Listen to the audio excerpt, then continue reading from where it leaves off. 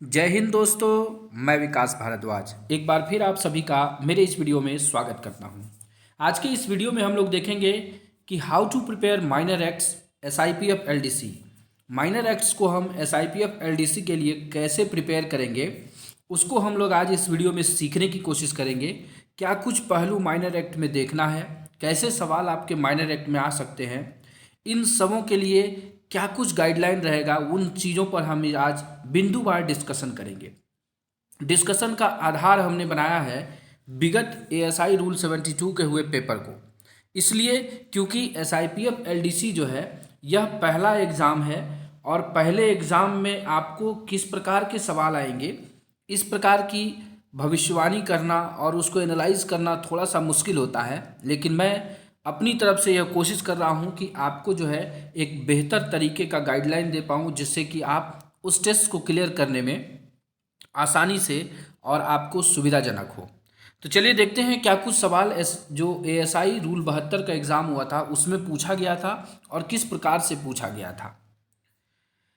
उससे पहले मैं आपको बता दूं कि अगर अभी तक आपने प्ले स्टोर से RPF LDC का ऐप नहीं डाउनलोड किया है तो आप ऐप को डाउनलोड कर लीजिए, साथ ही साथ वेबसाइट पर भी समय समय पर विजिट करते रहिए। चलिए देखते हैं जो पहला सवाल पूछा गया था, ह्यूमन राइट्स से जो 4 सवाल पूछे गए थे। तो आपको ये बता दें कि NHRC ह्यूमन राइट्स कमीशन, ठीक है, नेशनल ह्यूमन राइट कमीशन, तो आप ह्यूमन राइट एक्ट को एकदम इम्पॉर्टेंट मानिए। सवाल आपको यहाँ से दिखेंगे।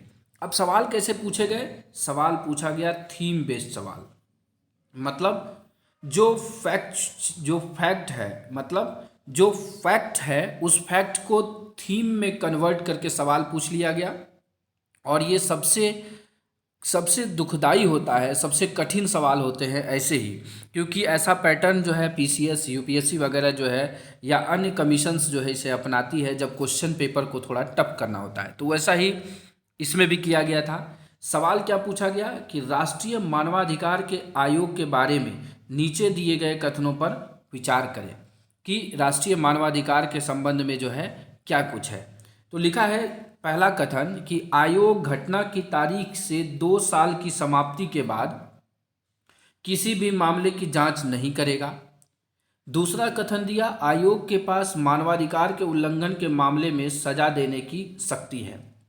तो ये स्टेटमेंट बेस्ड सवाल है और ये बता दें कि आयोग जो है 1 साल के बाद जो है किसी घटना पर जांच नहीं करता है। तो पहला स्टेटमेंट भी गलत है। दूसरा जो है मानवाधिकार उल्लंघन के लिए सजा देने की शक्ति, तो मानवाधिकार जो आयोग है वो सजा नहीं देती है, वो सिर्फ अपना जो है इंक्वायरी करके जो भी करती है बस एक गाइडलाइन देती है कि ये चीज़ होना चाहिए, उसे मानना ना मानना उसकी कोई बाध्यता नहीं है और ना ही वो किसी प्रकार की सज़ा देती है। तो यहाँ देखिए केवल एक सही है, केवल B सही है, A और B दोनों गलत हैं या A और B दोनों सही हैं। तो इसमें ऑप्शन नंबर C जो है इसका सही उत्तर निकलता है। तो समझने वाली बात यह है कि अब आपको सिर्फ जो है ह्यूमन राइट एक्ट को नहीं पढ़ना है, इस एक्ट को पढ़ते हुए आपको नेशनल ह्यूमन राइट कमीशन के बारे में भी जानना है। तो ये सारी चीज़ें, ये सारा चीज़ मैं आपको प्रोवाइड कराऊंगा आगे के वीडियोस में, मैं आपको ये सारा चीज़ दूंगा। तो कैसे आपको पढ़ना है इन सारी चीज़ों को, आपको उंगली पकड़ करके मैं आपको लेके चलूँगा। बस आप हमारे चीज़ों को ध्यान से सुनते रहिए, ध्यान से उस पर अमल करते रहिए, आप सफल जरूर होंगे। दूसरा सवाल जो पूछा गया कि निम्नलिखित में से क्या मानवाधिकार संरक्षण अधिनियम के तहत स्थापित है, मतलब मानवाधिकार जो ह्यूमन राइट्स एक्ट है उसके तहत कौन कौन सी संस्था इसमें बनी है। मानवाधिकार न्यायालय, राष्ट्रीय मानवाधिकार आयोग, राज्य मानवाधिकार आयोग, या दिए गए सभी विकल्प सही हैं। तो ये भी थीम बेस्ड सवाल है, दिए गए विकल्प सभी सही हैं, क्योंकि जो ह्यूमन राइट एक्ट है उसके तहत आपको ये पता होगा कि एक नेशनल ह्यूमन राइट्स कमीशन होता है, एक स्टेट ह्यूमन राइट कमीशन होता है और एक ह्यूमन राइट कोर्ट होता है। तो ये तीनों संस्था का गठन किया जाता है। नेशनल ह्यूमन राइट्स कमीशन राष्ट्रीय स्तर पे काम करती है, स्टेट ह्यूमन राइट्स कमीशन राज्य स्तर पे काम करती है, और इन दोनों के मामलों को जो जांच करने के लिए है वो एक न्यायालय होता है। तो ये भी एक थीम बेस्ड सवाल था। इसका उत्तर जो है ग्रीन में आपको दिए गए सभी विकल्प सही हैं। अगला जो सवाल पूछा गया था मानवाधिकार संरक्षण अधिनियम से, इसमें यह बोला गया कि हर जिले में मानवाधिकार न्यायालयों का प्रावधान किया गया है और मानव अधिकारों को अधिनियम की धारा 2C में परिभाषित किया गया है। तो इसमें जो है ए और बी दोनों गलत है, केवल ए सही है, केवल बी सही है, ए और बी दोनों सही है। तो जो ह्यूमन राइट्स कोर्ट है, ये एनएचआरसी कहता है कि हर जिले में जो है ह्यूमन राइट कोर्ट होगा। तो पहला स्टेटमेंट सही हो जाता है। वहीं दूसरा एक्ट से पूछा है कि धारा 2C में मानवाधिकार को परिभाषित किया गया है, तो ह्यूमन राइट को 2C में नहीं 2D में परिभाषित किया गया है। तो अगर आप मेरा ह्यूमन राइट्स का वीडियो देखिएगा, वहाँ पर मैंने आपको परिभाषा वाले सेक्शन में ये बता रखा है। तो यहाँ पर केवल पहला स्टेटमेंट सही है, इसलिए यहाँ पर दूसरा जो है उत्तर वो सही हो जाता है। अगला जो सवाल है देखिए, निम्नलिखित में से कौन भारत के संविधान द्वारा स्थापित एक आयोग नहीं है। बहुत ही यूनिक सवाल है और ये सवाल मैं आपको बता दूं कि 5 बार तो बीपीएससी में पूछा गया है और 3 बार जो है 2015 से पहले यूपीएससी ने ये सवाल पूछ रखा है। तो अब देखिए किस प्रकार से सवालों को लिया गया है, मतलब कि जो क्वेश्चन सेट किया गया है उसमें ऑनलाइन सवालों को सर्च किए गए हैं और ऑनलाइन सवालों को सर्च करने के बाद जो कुछ मिला है उनको वहाँ से संबंधित जो आपके सिलेबस है उसको सवाल को उठाया गया है। तो आशा करता हूँ कि मेरा हिंट आप लोग समझ गए होंगे कि किस प्रकार से आपको स्मार्ट वे में प्रिपेयर करना है। तो यहाँ पर जो ऑप्शन दिया गया, राष्ट्रीय मानवाधिकार आयोग, संघ लोक सेवा आयोग, राष्ट्रीय अनुसूचित जाति आयोग, चुनाव आयोग। तो अब हम इंडियन कॉन्स्टिट्यूशन का ये सवाल है और लेकिन मानवाधिकार से संबंधित भी है। तो इंडियन कॉन्स्टिट्यूशन में जो है वैसे सारे आयोग या वैसे सारी चीज़ें जिसके लिए एक आर्टिकल अनुच्छेद निर्धारित किया गया है वो संविधान के तहत बना है। जैसे आप संघ लोक सेवा आयोग यूपीएससी जो है उसका गठन भी संविधान के अनुच्छेद में वर्णित है। वहीं राष्ट्रीय अनुसूचित जाति आयोग का भी है, वहीं चुनाव आयोग का भी है। अनुच्छेद 324 आप देखेंगे आर्टिकल तो वहाँ पर आपको चुनाव आयोग के बारे में दिखेगा। लेकिन ये जो ह्यूमन राइट्स मानवाधिकार आयोग है ये एक सांविधिक संस्था है। सांविधिक संस्था स्टैट्यूटरी बॉडी है, मतलब किसी एक्ट के तहत जो संस्था बनती है उसे स्टैट्यूटरी कहा जाता है या सांविधिक कहा जाता है। संवैधानिक संस्था नहीं है, सांविधिक संस्था है, मतलब एक विधि के द्वारा बनाया गया है। तो यहाँ राष्ट्रीय मानवाधिकार आयोग इसका सही उत्तर हो जाता है। और एक्चुअली में मेरे हिसाब से अगर कहें तो ये क्वेश्चन गूगल किया गया है और वहाँ से ऑप्शन सही उठाया गया है, अगर आप उसे देख ले तो। अगला देखते हैं, तो आते हैं अगला जो जे एक्ट पर। जो जे एक्ट से सवाल पूछा गया जिसमें कि पहला सवाल ये पूछा गया, किशोर न्याय अधिनियम 2015 में परित्यक्त बच्चे। तो मैंने जब भी जे एक्ट आपको पढ़ाया तो पहला ही परिभाषा है एबॉन्डोनेड चाइल्ड। एबॉन्डोनेड चाइल्ड 2 के ए में इसको डिफाइन किया गया है और उसके बारे में कह दिया कि परित्यक्त बच्चे का अर्थ है अपने जैविक या दत्तक माता पिता द्वारा परित्यक्त बच्चा। इसका अर्थ है एक ऐसा बच्चा जिसे बाल कल्याण समिति द्वारा परित्यक्त घोषित किया गया है। ध्यान से मैं विचार करूं तो इस सवाल में थोड़ा सा विवाद है कि अगर इसका उत्तर केवल बी सही माना गया है तो इसमें थोड़ा सा विवाद ये कहा जाएगा और क्वेश्चन सेटर की थोड़ी सी कहा जाए कि नोवाइस चीज़ देखता है, ये नौसिखिए का प्रतीक होता है कि परित्यक्त बच्चे का अर्थ ये जो है अगर दोनों स्टेटमेंट को आप मिलाएंगे तब जाकर के कानून के हिसाब से यह परित्यक्त बच्चा बनता है कि परित्यक्त बच्चे का अर्थ है जो जैविक या दत्तक माता पिता द्वारा परित्यक्त कर दिया गया हो और उस बच्चे को बाल कल्याण समिति द्वारा परित्यक्त घोषित कर दिया गया हो, उसे हम एबंडोनेड चाइल्ड कहते हैं। अगर आप एक्ट को पढ़ेंगे तो ये चीज़ें हैं। लेकिन यहाँ पर क्या है, उत्तर माना गया है क्वेश्चन बी को, तो उसे ही सर्वमान्य माना जाएगा। लेकिन यहाँ से सीखना ये है कि आप जो कुछ भी पढ़ें थोड़ा पढ़ें लेकिन उसको डीप में देखें, जितना डीपली हो सकता है उसको पढ़ के थोड़ा सोचना है आपको। तो इस तरीके से आपको आगे देखना होगा। अगला सवाल देखिए जे एक्ट से ही है कि किशोर न्याय अधिनियम 2015 में बाल कल्याण अधिकारी के बारे में निम्नलिखित प्रावधानों पर विचार करें। बाल कल्याण अधिकारी, तो ये भी आपको डेफिनेशन वाले पार्ट में ही आपको ये मिल जाएगा। ये भी बाल कल्याण अधिकारी का अर्थ है बाल गृह से जुड़ा एक अधिकारी। तो आप एक बार सिंपली अगर देखेंगे तो ये कॉमन स्टेटमेंट है। जैसे पुलिस का अधिकारी, मतलब वो पुलिस से जुड़ा हुआ है इसलिए वो पुलिस अधिकारी है। तो बाल कल्याण अधिकारी क्या होगा, वो बाल गृह से जुड़ा होगा, तो वो पहला स्टेटमेंट सही हो जाता है। दूसरा स्टेटमेंट है बाल कल्याण पुलिस अधिकारी। यहाँ देखिए दो स्टेटमेंट को जोड़ा, एक तो बाल कल्याण अधिकारी चाइल्ड वेलफेयर ऑफिसर, बाल कल्याण पुलिस अधिकारी के बारे में जोड़ा। उसके बारे में क्या बोला कि बच्चे की पृष्ठभूमि के बारे में जानकारी वाली एक सामाजिक जांच रिपोर्ट तैयार करता है और बाल कल्याण समिति को प्रस्तुत करता है। ऐसा कोई काम जो है बाल कल्याण पुलिस अधिकारी वो नहीं करती है। वो सामाजिक जांच रिपोर्ट नहीं, बाल कल्याण पुलिस अधिकारी है वो सामाजिक के साथ साथ कानूनी रूप से भी बच्चे का फीडबैक देखती है और उसे अपने पास रखती है। अगर बाल कल्याण समिति उसे पूछताछ करती है या उसके बारे में कुछ पता लगाती है तो उसके बारे में वो बताता है। इस कारण से ये स्टेटमेंट यहाँ पर गलत हो जाता है। यहाँ क्वेश्चन का आंसर केवल एक निकल करके आता है। तो ये भी थीम बेस्ड सवाल था। आगे देखते हैं, जेजे एक्ट से ही अगला सवाल पूछा था कि किशोर न्याय अधिनियम 2015 के तहत स्थापित एजेंसियां कौन कौन सी हैं। तो जब आप जेजे एक्ट के कुल धाराओं को पढ़ेंगे तो जेजे एक्ट में 2 प्रकार के बच्चे होते हैं और एक 3 प्रकार के बच्चे मिलेंगे।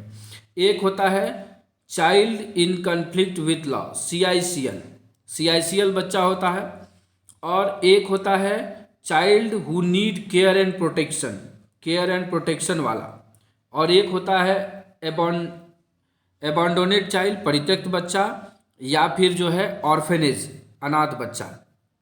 इस तरह से होता है। तो जो child in conflict with law है इसके लिए कौन होता है, JJB एक संस्था है, जुवेनाइल जस्टिस बोर्ड, जिसको किशोर न्याय बोर्ड कहते हैं। वहीं चाइल्ड जिसको केयर एंड प्रोटेक्शन की आवश्यकता है तो उसके लिए CWC होता है, CWC चाइल्ड वेलफेयर कमिटी। और जो दत्तक संग्रहण संसाधन प्राधिकरण है ये बच्चे को एडॉप्टेशन के लिए, अगर किसी माँ बाप को या किसी गार्जियन को बच्चा एडॉप्ट करना है तो उसके लिए ये संस्था है भारत में।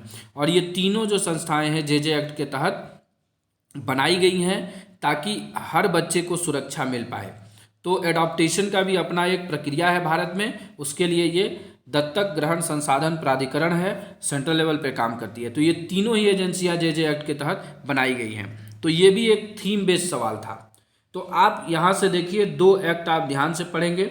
पहला आपको हो गया नेशनल ह्यूमन राइट्स कमीशन या HRC एक्ट, दूसरा आपको जेजे एक्ट।